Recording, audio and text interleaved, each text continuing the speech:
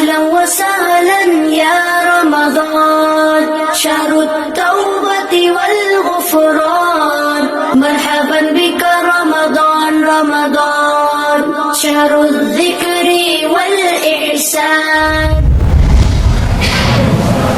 Bismillahirrahmanirrahim. Assalamualaikum warahmatullahi wabarakatuh.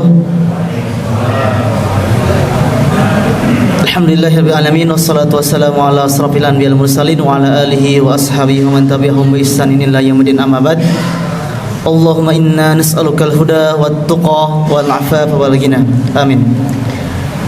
Jemaah salat Isya dan salat tarawih yang semoga Allah senantiasa memberikan kesehatan, kekuatan fisik dan juga iman, dan semoga Allah senantiasa memberikan keridhaan dan petunjuk untuk menuju yang diridhoinya. Amin. Jemaah yang sama-sama mengharap dari Allah Subhanahu wa taala, perkenankan kembali kami menginformasikan beberapa hal.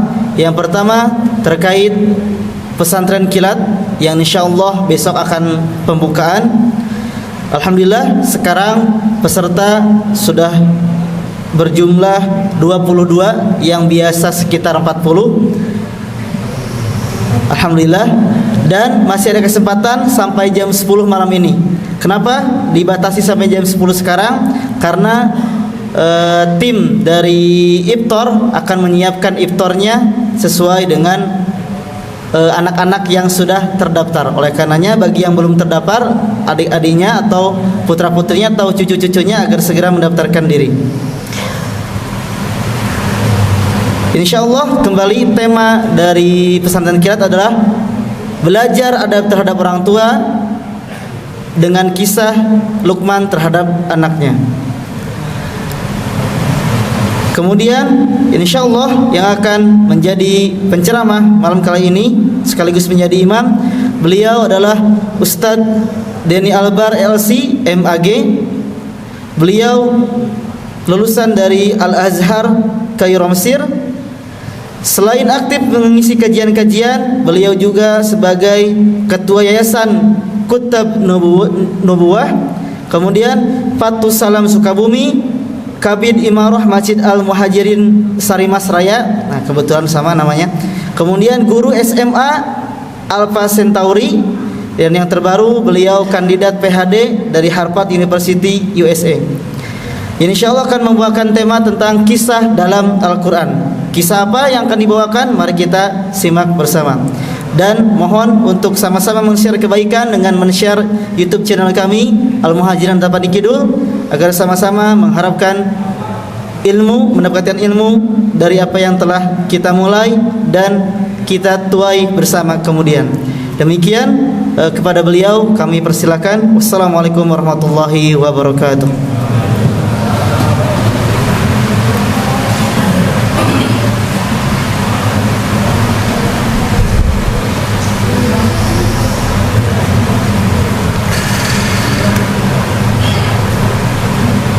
Assalamualaikum warahmatullahi wabarakatuh.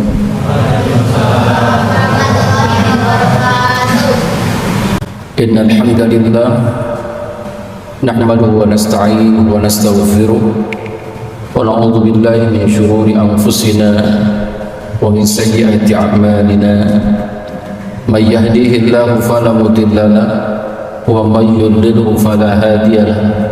ونشهد أن لا إله إلا الله وحده لا شريك له ونشهد أن محمدا عبده ورسوله لا نبي بعده.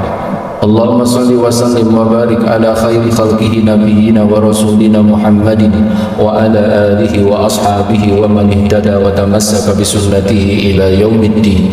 ما شاء الله كان وما لم يشأ لم يكن. لا حول ولا قوة إلا بالله العلي العظيم. فقال تعالى في كتابه الكريم: أعوذ بالله من الشيطان الرجيم. يا أيها الذين آمنوا اتقوا الله حق تقاته ولا تموتن إلا وأنتم مسلمون. الآية. أما بعد. Jemaah sekalian yang dimuliakan Allah Subhanahu wa taala, alhamdulillah kita bersyukur kepada Allah Subhanahu wa taala atas limpahan nikmat.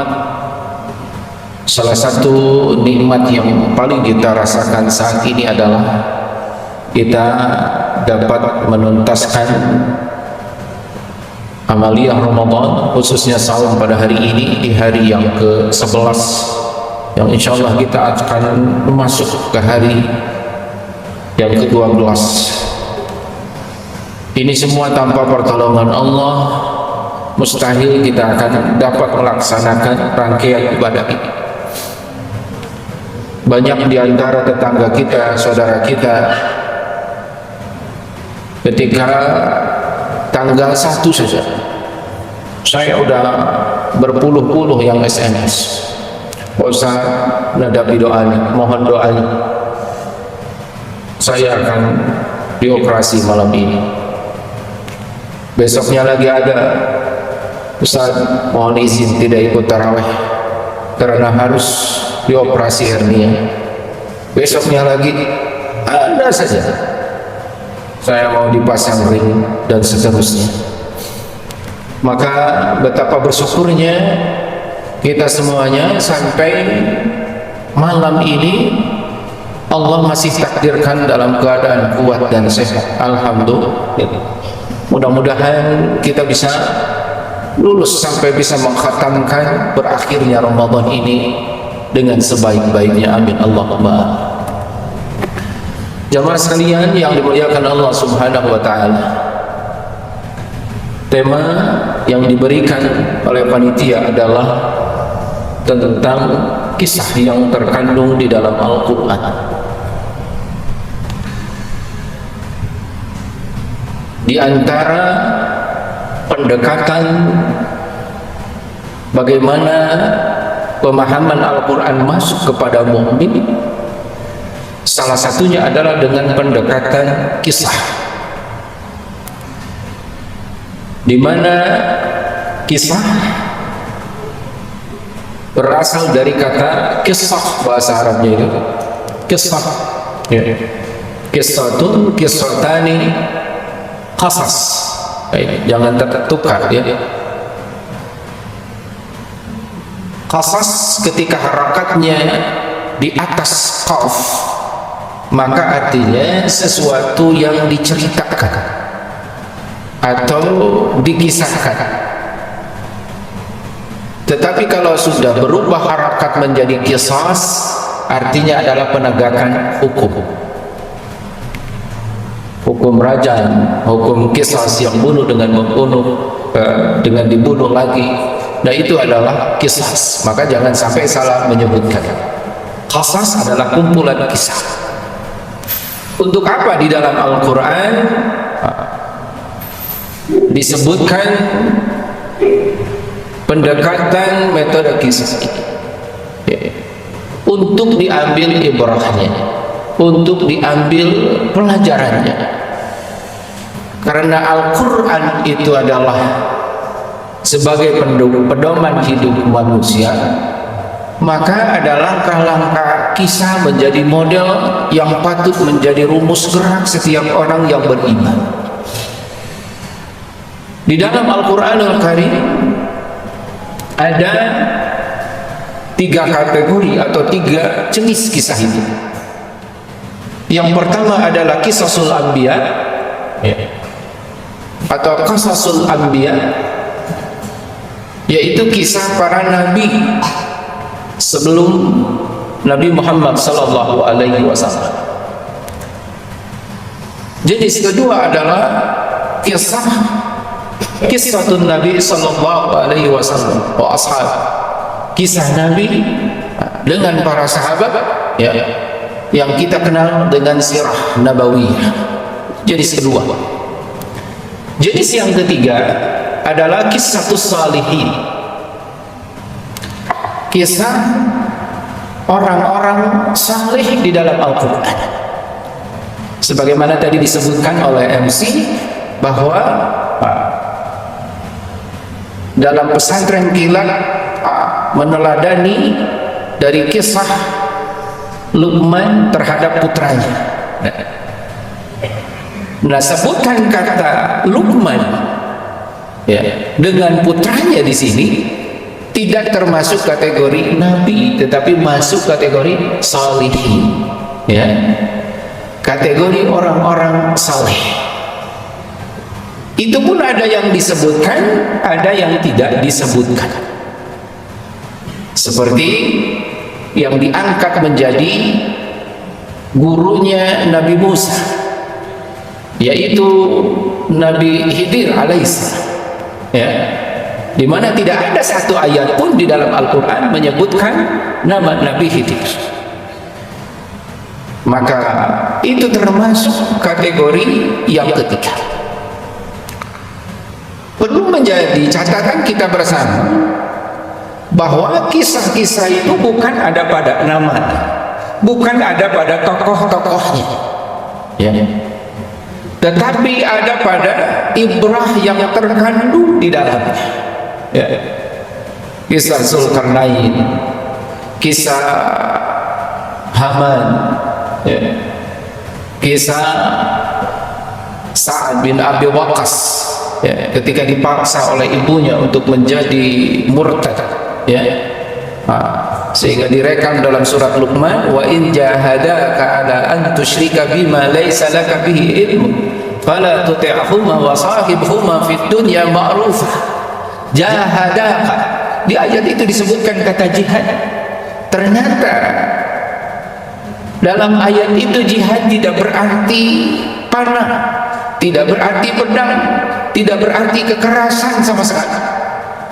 Kata jihad di situ adalah bagaimana seorang anak, dia ketika masuk Islam, kemudian sang ibu mogok makan sampai 3 hari, kemudian dia malah balik mengatakan, wahai ibu, jika engkau lakukan ini dan engkau kemudian wafat dan kemudian jiwamu engkau hidup kembali, 1000 kali kau lakukan itu, maka aku tidak akan pindah dari agama baru ini, maka aku tidak akan keluar dari Al-Islam.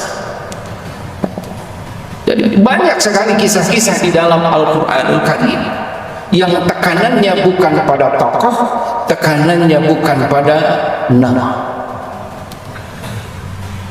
Kita kenal misalnya Ritah, ya.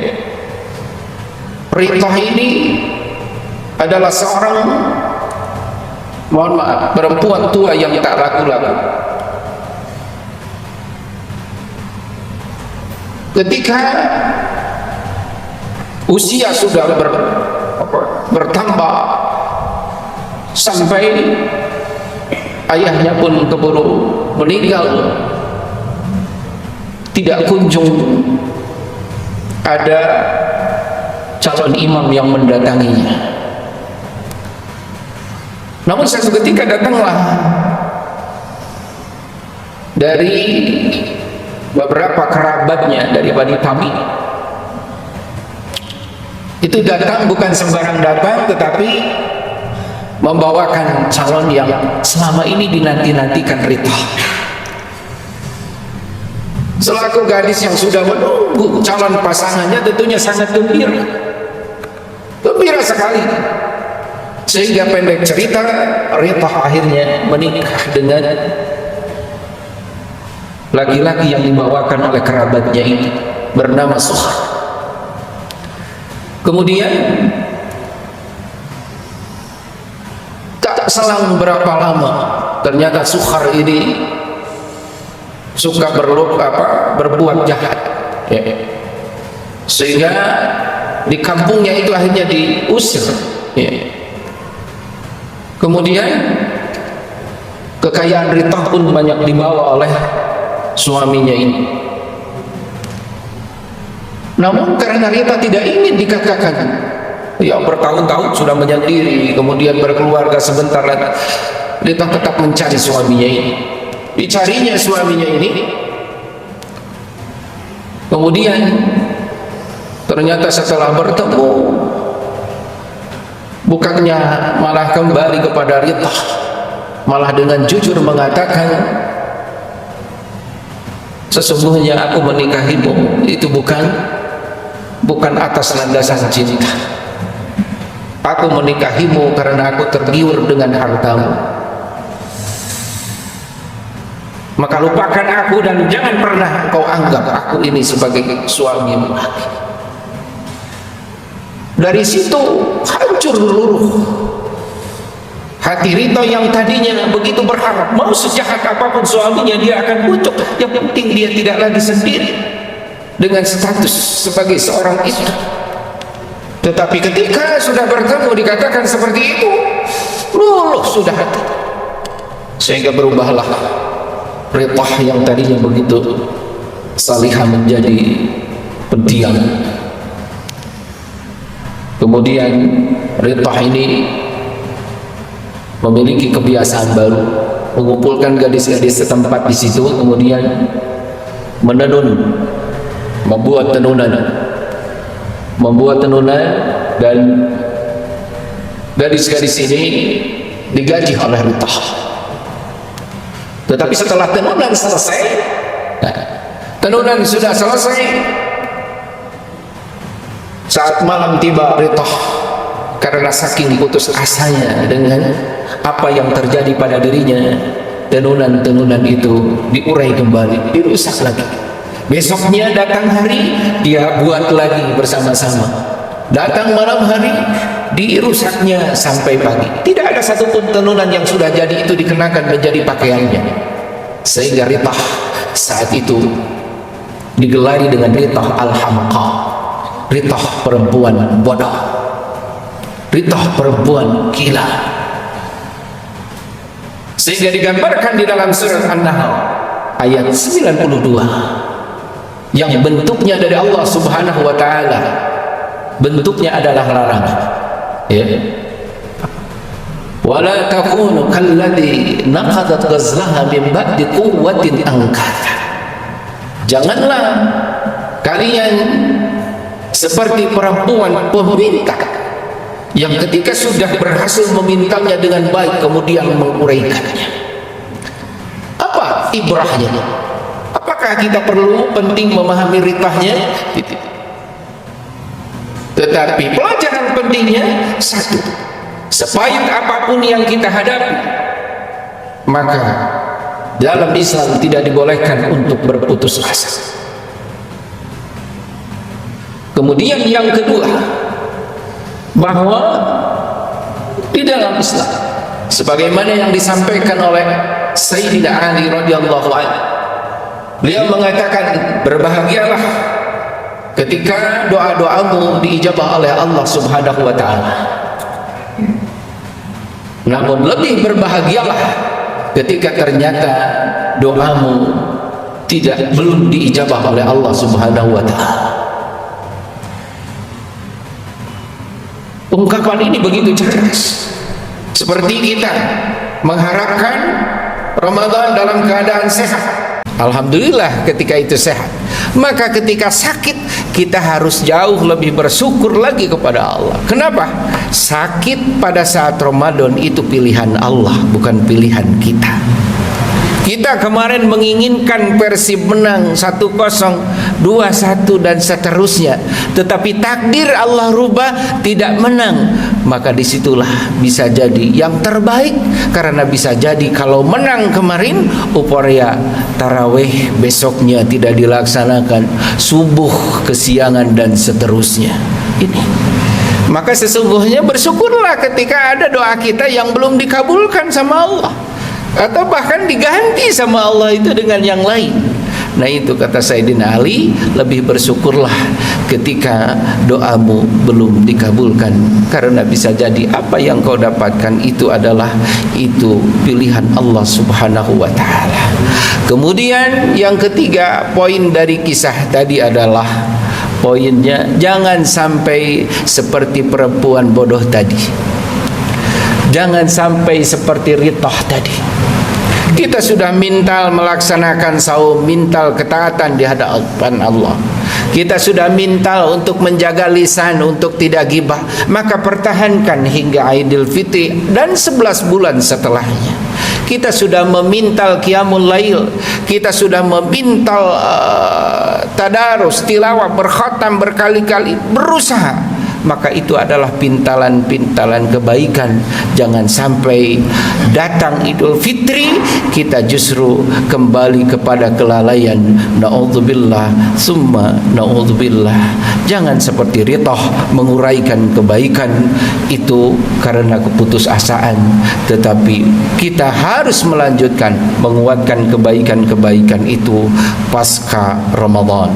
Barakallahu li wa lakum wa nafa'ani wa iyyakum bima fihi minal ayati wa dzikril hakim. Fastaghfirullah innahu huwal ghafurur rahim.